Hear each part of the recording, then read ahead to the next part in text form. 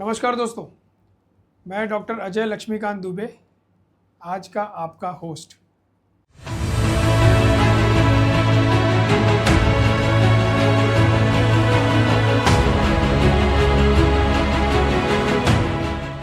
तो दोस्तों, जैसा कि आज हमारा ये जो पॉडकास्ट या डिस्कशन जो होने वाला है, मैं आपको बताऊं कि हमारे साथ आज इंडिया के नंबर 1 रियल एस्टेट इन्फ्लुएंसर, जो कि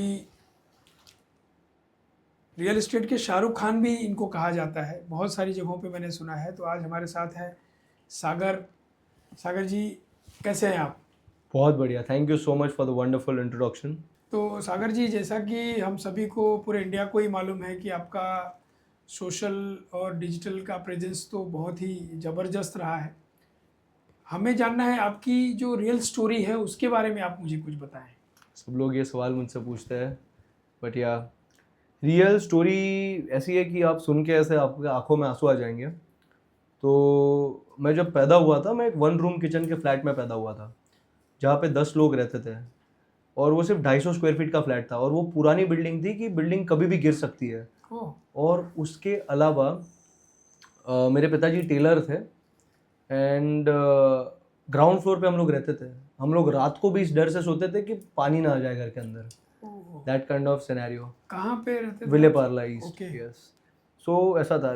तो मैं कई बार भगवान से ये सवाल पूछता था कि मुझे ही गरीब क्यों बनाया आपने?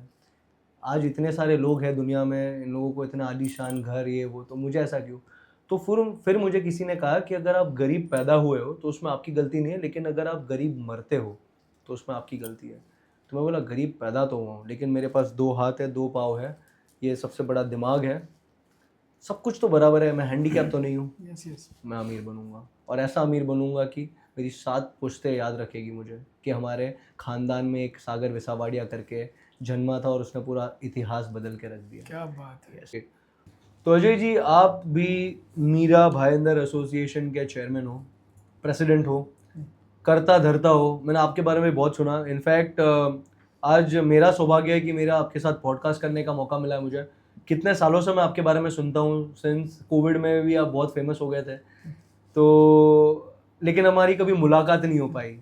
और आज I am very lucky and privilege कि आपके साथ मेरे को पॉडकास्ट करने का मौका मिल रहा है, क्योंकि बहुत सारे बिल्डर्स के बारे में, बिल्डर्स लोगों के मुंह से आपके बारे में सुना है मैंने। एंड मीरा रोड और भाईंदर के लिए आपने जो किया है वो सारे लोग नहीं कर पाते, क्योंकि आज आपका निस्वार्थ भावना से सेवा करना, एसोसिएशन के लिए, वो एरिया को ग्रो करना, वो एसोसिएशन को ग्रो करना, वहाँ पे मेक श्योर करना कि जितने बिल्डर्स डेवलपमेंट कर रहे हैं उनका माल बिके, उनका ग्रोथ हो, हर इंसान का ग्रोथ हो, तो वो करना विदाउट कोई पैसे का भावना रखते हुए, निस्वार्थ भावना, वो बहुत बड़ी चीज़ है। तो इसके लिए मैं आपको बहुत वो एक वो भावना है मेरी आपके लिए कि that's an amazing attitude that you have. ये मैं सीखूंगा आपसे, क्योंकि बहुत ये लाना ही बहुत बड़ी चीज़ है, इसके बारे में सोचना ही बहुत बड़ी चीज़ हो जाती है। सो आप बताइए अपने बारे में थोड़ी जर्नी।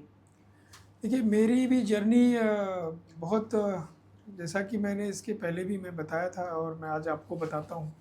हम लोग यूपी से बिलोंग करते हैं। अंधेरी में हमारा तबेला हुआ करता था। अच्छा, खानदानी रईस हो आप। अरे अंधेरी में तबेला, मतलब करोड़पति। नहीं, तो उस जगह किसी और की थी, हम लोग तो वहाँ पे खाली दूध निकालते थे। अच्छा। तो वहाँ से हमारी जर्नी शुरू हुई है। इसके बाद जैसा कि आपने बताया कि आपका सपना था कि आपको पायलट बनना है। हाँ। तो मैं बताऊं कि मेरा भी सपना था पायलट बनने का, और मेरे फादर का भी सपना था, और मैंने ग्राउंड ट्रेनिंग कंप्लीट भी की। वाओ। और इसके बाद जब वही है कि जब मुझे 500 आवर्स का प्रैक्टिकल करने के लिए मुझे बाहर जाना था, तो वही मेरी माता जी का वो आया कि नहीं बेटा, तुमको उतनी दूर नहीं जाना है। मतलब हमारे एक गांव में एक भोजपुरी की एक कहावत है कि भैया, हर जोती ही लेकिन आँख के सामने रही। मतलब खेती करेगा बेटा मेरा, लेकिन वो मेरे आँख के सामने होना चाहिए। ऐसे मेरी माँ का वो था। तो उस समय हमने वो चीज़ छोड़ दी। इसके बाद हम लोग पार्टीशन हुआ परिवार में, हम लोग मीरा रोड आ गए। ये मैं बता रहा हूँ 90s की बात। अच्छा। तो इसके बाद रियल एस्टेट वहाँ से स्टार्ट किया और फिर धीरे धीरे रियल एस्टेट के चैलेंजेस समझ में आने लगे। तो मुझे हमेशा ये दिमाग में था कि भाई रियल एस्टेट में कैसे गए आप? एक्चुअली जब हम लोग वहाँ पे आए तो उस समय मीरा रोड में एक रियल एस्टेट का ही एक ऑप्शन था, उसमें मैं पढ़ाई कर रहा था। अच्छा। तो ये हुआ कि यार अभी यहाँ पे एक रियल एस्टेट का ही बिजनेस है। उस समय ज़्यादा पढ़ा लिखा तो मैं था नहीं उस समय, और ये प्रैक्टिकली पायलट का कोर्स भी जो था वो भी मैंने छोड़ के बैठ गया था, तो दूसरा कुछ ऑप्शन था नहीं। तो ये हुआ कि यार चलो रियल एस्टेट का काम करते हैं। तो वहाँ पे एक टेबल कुर्सी लगा के रियल एस्टेट का काम लोग स्टार्ट कर देते, तो हमने भी वही शुरुआत की थी। लेकिन धीरे धीरे मैं एक मेरा बड़ा फेमस डायलॉग है मिर्ज़ापुर पिक्चर का। हाँ। मिर्ज़ापुर की एक सीरीज आई थी ना, राइट। कि मजबूरी में शुरू किया था लेकिन अब मज़ा आने लगा है। हाँ। तो रियल एस्टेट हम लोग को कोई ऑप्शन नहीं था, तो ये हुआ था कि यार रियल एस्टेट स्टार्ट करते हैं। लेकिन जब उसमें धीरे धीरे 500 रुपये की एक ब्रोकरेज मुझे मिली थी, रेंटल का काम किया था मैंने स्टार्टिंग में। तो धीरे धीरे ऐसे काम बढ़ते गया, और फिर इसके बाद फिर थोड़ा सा मेरा नेचर पहले से ही ऐसा था कि भाई मेरे को भी अपने एक लीडरशिप क्वालिटी पहले से थी। इसके बाद जब रियल एस्टेट स्टार्ट किया तो बहुत सारे चैलेंजेस आने लगे, उसमें भी मैं इन्वॉल्व होने लगा। यार ये चैलेंज को अपने को अगर मैं अभी फेस कर रहा हूँ, आने वाली जनरेशन इसको कैसे फेस करेगी। तो हमारा एक एसोसिएशन बना, एसोसिएशन में फिर मैं लीड करने लगा। तो साथ में पैसे कमाने थे, साथ में अपनी इंडस्ट्री को भी और ग्रो करना था और अपग्रेड करने का एक अपना सपना था, जो मुझे मिला मौका। एक हमारी एसोसिएशन के माध्यम से मैंने बहुत सारी चीज़ें अपग्रेड की। हमारे रियल एस्टेट चैनल पार्टनर्स को कैसे आगे काम करना चाहिए, कैसे बात करनी चाहिए, कैसे उठना बैठना चाहिए, कैसे कस्टमर के साथ डील करनी चाहिए, क्योंकि उस ज़माने में जो कुछ नहीं करता था ना, वो रियल एस्टेट में आ जाता था। जैसे अब आज आपने स्टार्ट किया है, तो आपके पास एक एजुकेशन था, आपके पास एक गोल था, आपको लगता था। तो आज बहुत सारे लोग रियल एस्टेट में आ रहे हैं इस वजह से कि उनको पैसे भी कमाने हैं और उनके पास उतनी नॉलेज है। उस ज़माने में ना मजबूरी में लोग शुरू करते थे और अपना स्टार्ट करते थे थोड़ा बहुत ये वो। तो इस तरीके से अपनी जर्नी स्टार्ट हुई, और आज 27-28 साल 30 साल हो गए रियल एस्टेट में। 3 डेकेड हो गए।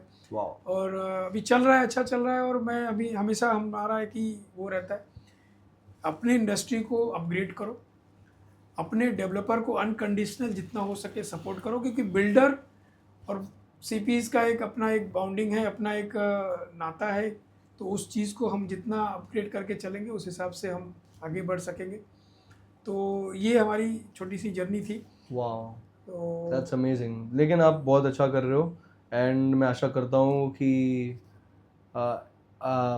आप ऐसा कुछ करो कि मीरा भाईंदर और एक अलग बुलंदियों पे चला जाए। और मीरा भाईंदर तो चला गया ही है ऑलरेडी।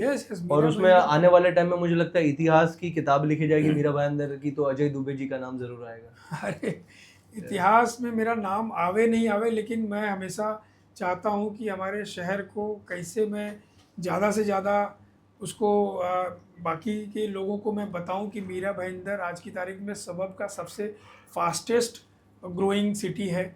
जो आज मतलब अगर मैं रोड की बात करूं, मल्टीप्लेक्स की बात करूं, कॉलेजेस की बात करूं, तो आज मीरा भाईंदर शहर में ऐसा कोई नहीं, कुछ ऐसी कोई चीज़ नहीं है जो नहीं हो। और बहुत सारे लोग आज भी मीरा रोड के बारे में सोचते हैं कि अरे मीरा रोड में तो आज भी पानी नहीं आता, रोड रास्ते नहीं है। लेकिन आज ऐसा कुछ नहीं, बहुत डेवलप हो चुका है, बहुत डेवलप हो गया है। जो कुछ लोग यहाँ पे जो नहीं आए आज तक, उनकी एक सोच है। लेकिन मीरा रोड अच्छा डेवलप हो रहा है, और 100% जो आज मीरा रोड को ग्रैब कर लेगा, जो अपने सपनों का घर ले लेगा, वो फ़ायदे में रहेगा। क्योंकि आने वाले टाइम में मीरा रोड जिस तरीके से ग्रो हो रहा है, वो शायद रेंज के बाहर निकल जाएगा। फिर लोगों को फिर डेफिनेटली मुझे याद है अभी भी मेरी बचपन की स्टोरी। मेरे नाना जी रहते थे मीरा रोड में। अच्छा। तो मैं जब छोटा सा था, लाइक अराउंड 8 साल 10 साल का, तो रेगुलरली वहाँ पे हमारा आना जाना होता था। तो तभी मीरा रोड एक ऐसा था, 2000s की बात है। तो बहुत जंगल जैसा था वहाँ पे, सिर्फ कुछ बिल्डिंग्स थे। और वहाँ पे अगर एक बिल्डिंग के टेरेस पे जाओ तो आपको पूरा मीरा रोड दिख जाएगा। तो मैं हमेशा टेरेस पे जाके वो सॉल्ट पैन्स देखा करता था वहाँ पे। एंड आप ट्रेन से जैसे ही उठते उधर वहाँ पे सॉल्ट पैन्स थी। वो आज भी वेस्ट में पूरा सॉल्ट पैन ही है, लेकिन फ्यूचर में हो सकता है कि कुछ अच्छा डेवलपमेंट वहाँ पे। यस। तो मैं आश्चर्यचकित हूँ इतना ग्रोथ और डेवलपमेंट देख के। काश मैंने भी तभी खरीद लिया होता, या मैंने पापा को बोला होता खरीद लो और एक फ्लैट, तो कोई दिक्कत नहीं। लेकिन बट आप तो खैर पूरे मुंबई के जो हार्ट कहा जाता है वहाँ पे रहते हो, तो हर आदमी का सपना तो यही है कि भाई आज जो स्कीम में कोई जाके अगर रहे तो उसका, आज वहाँ पे अमिताभ बच्चन जैसे, गोविंदा जैसे बड़े बड़े फिल्म स्टार रहते हैं, तो उसमें हमारा भी शाहरुख खान जो है वो रहता है, तो ये हमारे Thank you लिए so बड़े much. गर्व की बात है और हम सबका सपना है। और जो भी आपके जैसा गोल लेके चलेगा 100% वो सबका होगा, सबका Yes, होगा। yes, yes. और ये फैक्ट है कि जितने लोग बाहर से आते हैं ना, सबसे ज्यादा वही लोग यहाँ पे घर खरीदते हैं। यस यस तो वो एक जोश और जुनून होना बहुत ज़रूरी है, और एक वो गोल और ड्रीम होना बहुत ज़रूरी है। लेकिन मीरा रोड और Bhayandar is developing like crazy. तो आज अगर जिन्होंने भी अगर वहाँ पे नहीं खरीदा, वो लोग कल बोट मिस कर देंगे, क्योंकि मुझे ऐसा लगता है कि अगले 5 साल में जो 2 BHK आज 1 करोड़ का मिल रहा है वो 2 करोड़ का हो जाएगा। 100%। क्योंकि आज भी मेट्रो स्टार्ट होने वाली है, इतना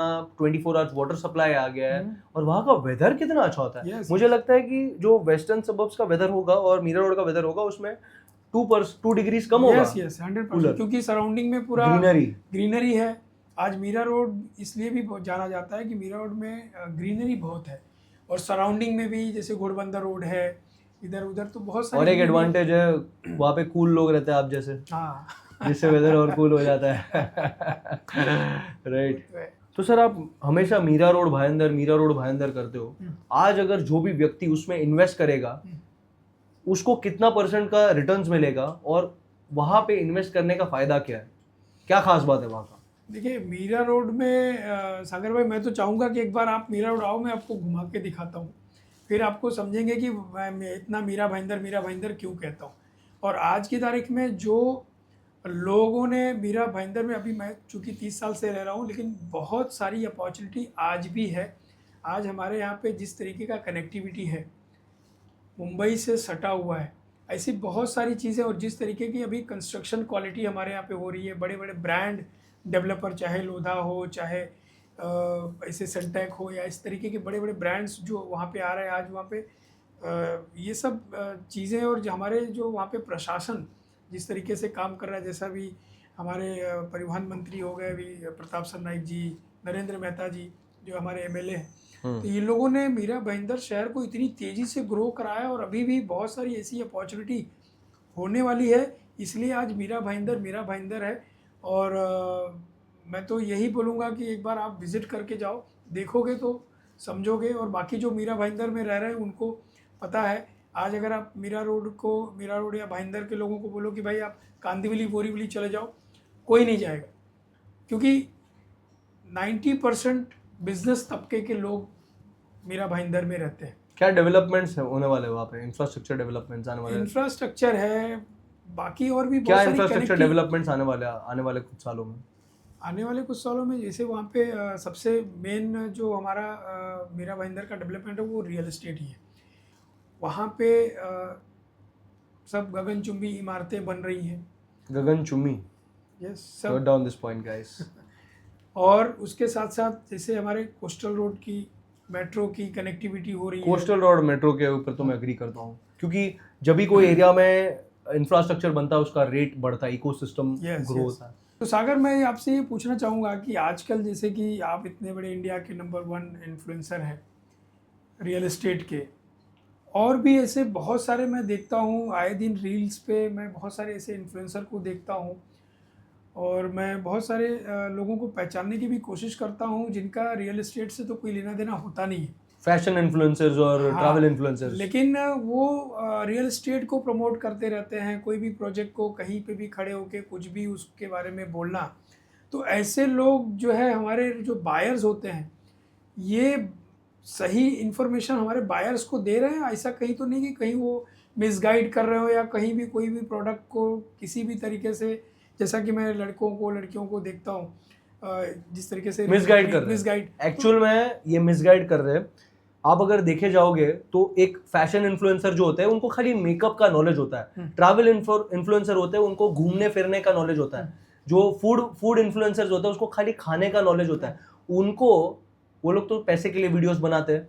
तो आज मैं उनको बोलूँ कि मैं आपको 25,000 रुपये दूंगा, 50,000 रुपये दूंगा, आपको इसके लिए, ये प्रॉपर्टी के लिए वीडियो बनाना है, और मैं ही उसको स्क्रिप्ट दे दूंगा, तो मैं जैसा बोलूंगा वो लोग बता देंगे। करेक्ट। तो ये गलत है।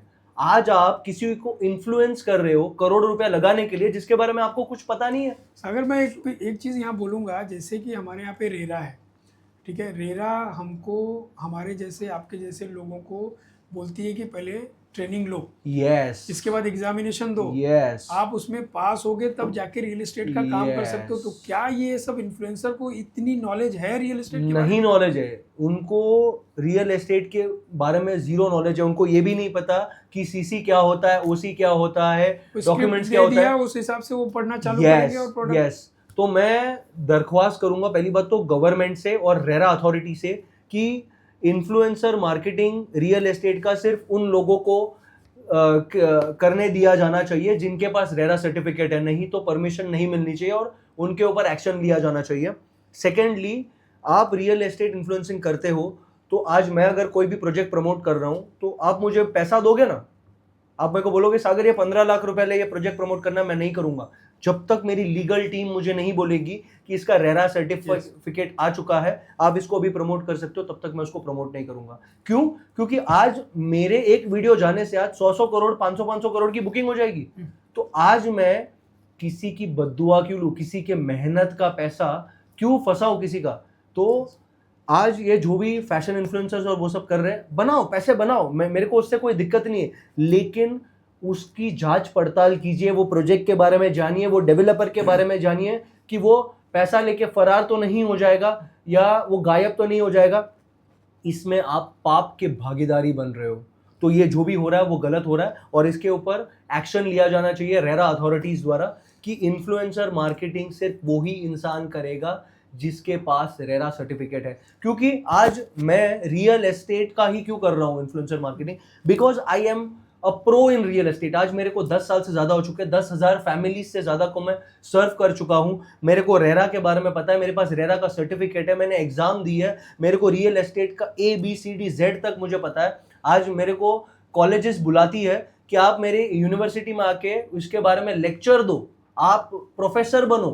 तो आज उनको रेरा का मैं बताऊं, इसी तरीके की कंप्लेन ना सागर, बहुत सारी कंप्लेंट्स कंज्यूमर की रेरा में गई कि भाई मैं इस पर्टिकुलर CP के पास गया और इसने मेरा पैसा यहाँ पे फंसा दिया। इसके बाद अभी 2 साल 2.5 साल पहले रेरा ने इस चीज़ का एग्जामिनेशन लेके आया कि अब आपको रेरा पढ़ना पड़ेगा, रियल एस्टेट पढ़ना पड़ेगा, इसके बाद आप जाके रियल एस्टेट का काम कर सकते हो अगर पढ़ के पास हुए तो। नहीं, तो आज सेम चीज़ें अभी इस तरीके के इन्फ्लुएंसर जो प्रोडक्ट के बारे में जानकारी नहीं है, किसी बिल्डर को जानते नहीं है, लेकिन किसी ने पैसे दे दिए उसके बारे में आके दुनिया भर की बातें करके और वहाँ पे लोगों के पैसे फंसवा रहे। तो यही CP भी बहुत सारे ऐसे थे जो अनऑर्गेनाइज थे, जिनको लेना देना कुछ नहीं था, 10,000 रुपया भर के रेरा का सर्टिफिकेट ले लिया और काम करने लगे। तो ये सारी चीज़ें, एजुकेशन बहुत मस्ट है।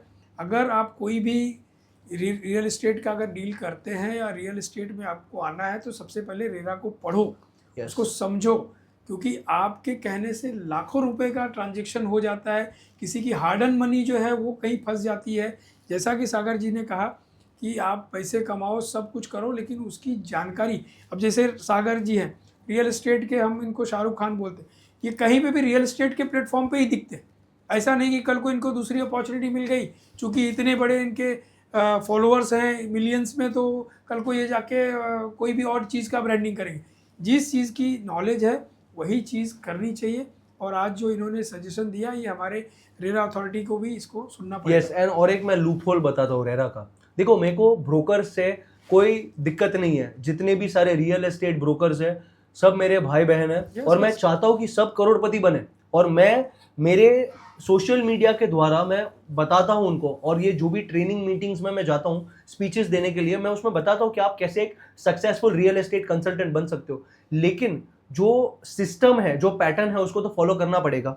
आज रेरा जो आया है वो खाली अंडर कंस्ट्रक्शन के लिए आया है, रेंटल्स के लिए क्यों रेरा नहीं आया? कि आप अगर रेंटल डील भी कर रहे हो तो आज रेंटल में सबसे बड़ा स्कैम हो रहा है। कैसे स्कैम हो रहा है? Deposit scam. आज बहुत सारे लोग कस्टमर से डिपॉजिट ले लेते, वो एक बंदे को खड़ा कर देते, ये ओनर है, आप इसको डिपॉजिट ट्रांसफर करो। आप डिपॉजिट ट्रांसफर कर देते हो, ये ब्रोकर और ये ओनर गायब। क्या करोगे आप?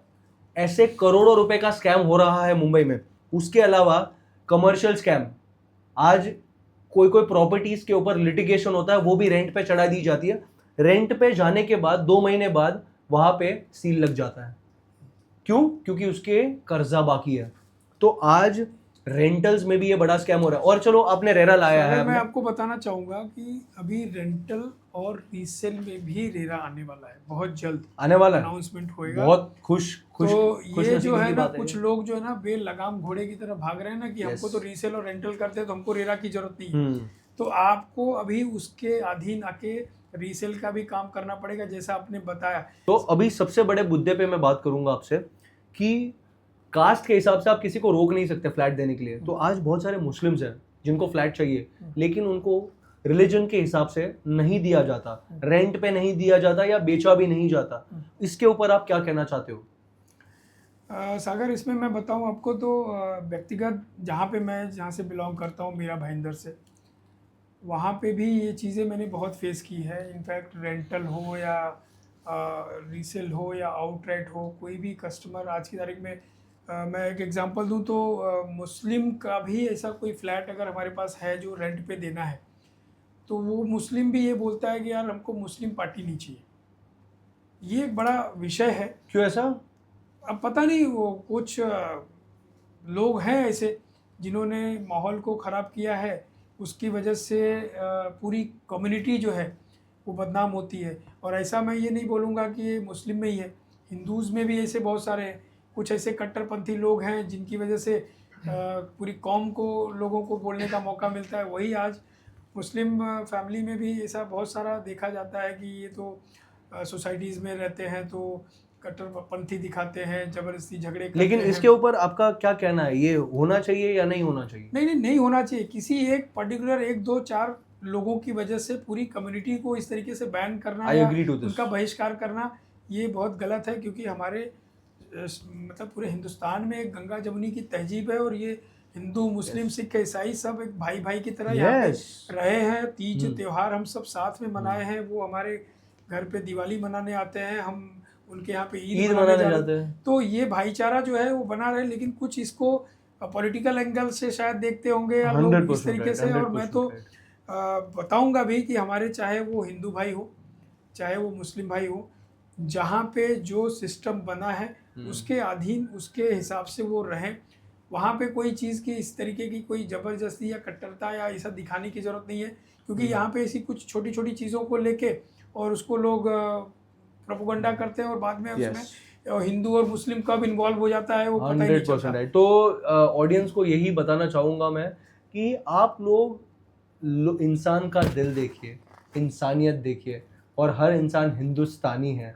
तो आप मज़हब को या धर्म को बीच में मत लाइए। अगर आपको व्यक्ति का नेचर अच्छा लगता है, आप उनसे बात कीजिए, उनसे बारे में समझिए। अगर आपको इंसान पसंद है तो उनको दे दीजिए आप रेंट पे।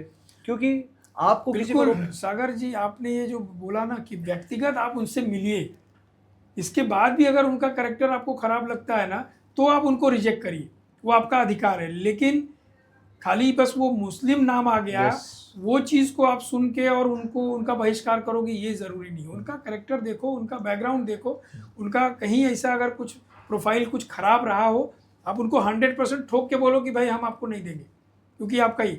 लेकिन कोई भी आवे, क्या नाम है, फलाना शेख, बस आप शेख के नाम पे उसको रिजेक्ट कर दे रहे हो, ये गलत बात है, गलत बात है। और एक चीज़ पूछना चाहूँगा मैं आपसे कि लिव इन रिलेशनशिप, आज ये ट्रेंड चल रहा है और मीरा भाईंदर में बहुत सारे लोग रहते हैं लिव इन रिलेशनशिप में। लड़का और लड़की जिनका शादी नहीं हुआ है वो लोग साथ में रहते हैं, उन लोगों को भी फ्लैट्स नहीं मिलता। इसके ऊपर क्या राय है? क्योंकि गवर्नमेंट ने बोला कि 18 ईयर्स के बाद आप चुन सकते हो, अगर आपको लिव इन में रहना आप रह सकते हो, लेकिन बहुत सारे लोगों को फ्लैट्स नहीं मिलते। तो इसके ऊपर आपका क्या कहना है? सर, इसका भी कारण यही है कि स्टार्टिंग में जो एक बेंचमार्क सेट हुआ कि बैचलर हो या लिविंग रिलेशन में हो, इन लोगों का ना टाइम से आना होता है ना टाइम से जाना होता है। लेट नाइट पार्टीज़ चलती है, लेट नाइट लोग आते हैं, आपस में मारा पीटी भी होती है। ऐसे बहुत सारे केसेस हुए हैं। मीरा भाईंदर में 1-2 केसेस हुए हैं जो लोगों ने सुसाइड भी कर लिया है। क्या बात कर रहे हो? हाँ, तो ये सारी चीज़ों को ध्यान में रख के ना लोगों ने एक माइंड सेट कर लिया है कि बैचलर्स रहेंगे तो सोसाइटी में न्यूसेंस क्रिएट होगा। इसकी वजह से आज ये लिविंग वाले या बैचलर्स को भी, आज बहुत सारे ऐसे बैचलर्स हैं जो अच्छी अच्छी कंपनियों में काम करते हैं, जिनकी अच्छी खासी सैलरी है या कहीं से ट्रांसफ़र हो गया है, उनकी मजबूरी है रेंट पे रहना, लेकिन उनको घर इसलिए नहीं मिलता क्योंकि वो सिंगल हैं।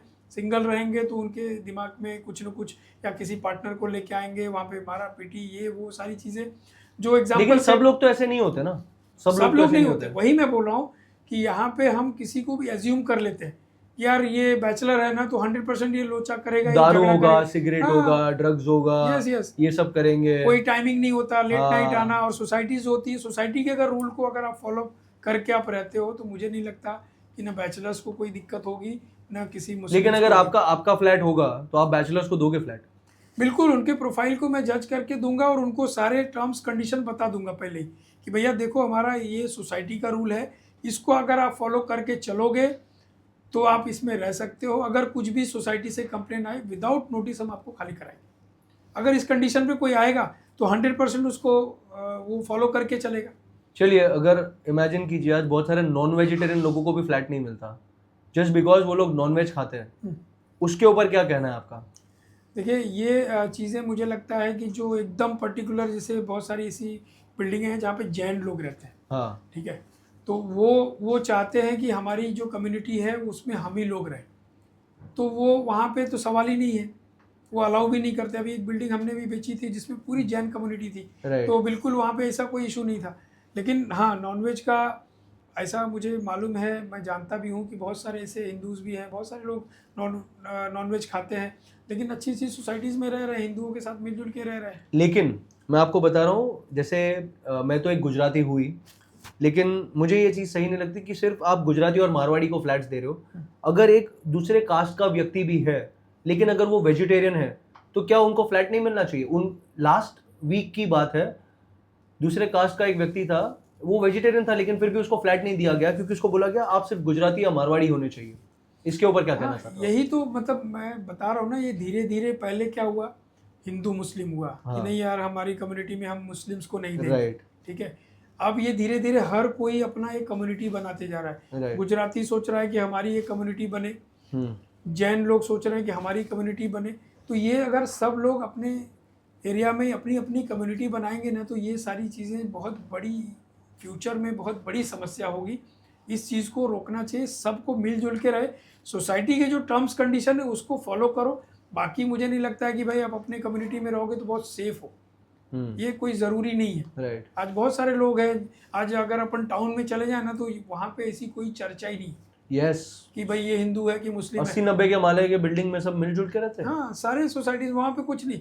ये छोटे छोटे जो एरियाज हैं वहाँ पे कुछ लोग ने इस तरीके का माहौल बनाया है, लेकिन इसको यहीं पे अगर रोक दिया जाएगा तो भविष्य के लिए अच्छा। सो बहुत खुशी हुई आपसे मिलकर सर, और ऑडियंस, ये बहुत बड़ा मैसेज है आप लोगों के लिए कि आप अपने विचार को थोड़ा ऊपर उठाइए, अपग्रेड कीजिए। हम लोग अभी 21वीं सदी में हैं और अभी हमें वो पुराने ज़मानों के ख्यालात से बाहर निकल कर थोड़ा मॉडर्न होना चाहिए। आपका बच्चा अगर कहीं बाहर जाएगा, उसको कोई फ्लैट नहीं देगा तो कैसा लगेगा आपको? तो बैचलर्स को भी फ्लैट देने चाहिए आपको, और कास्ट बेसिस के हिसाब से किसी को ना जज कीजिए। और आज हम लोग एनिमल लव की बात करते हैं, तो कुत्ते बिल्लियों के साथ प्यार से रहना है। तो अगर किसी के पास पेट्स है तो आप उसको फ्लैट नहीं दे रहे हो तो गलत चीज़ है।